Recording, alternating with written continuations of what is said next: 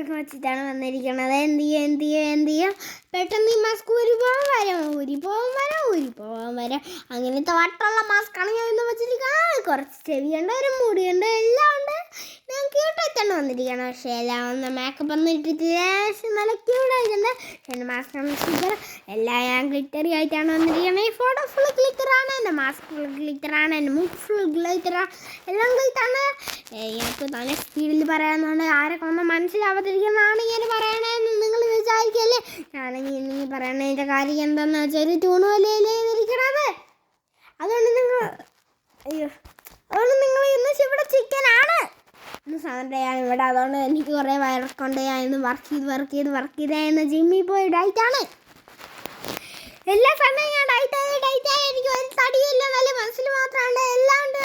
Muscle കണ്ടോ? വാ അടുത്ത മസിൽ കണ്ടോ? വാ എന്ത് ചെയ്യണമെന്നുണ്ട്. എല്ലാവരും പറഞ്ഞു ഞാൻ ഒന്നും കഴിക്കൂലെന്ന്.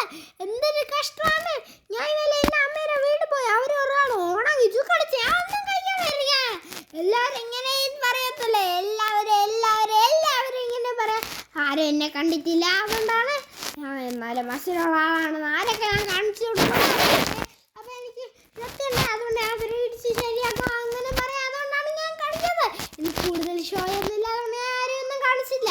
ബാക്കിയുള്ളവരെല്ലാവരും മസിലുണ്ടെന്ന് പറയും പറ്റിച്ച് ബലൂൺ കുത്തി കയറ്റി ഒന്നും കാണിക്കാം. ഞാൻ അതുപോലെ കളവും ചെയ്തിട്ടില്ല. ഞാൻ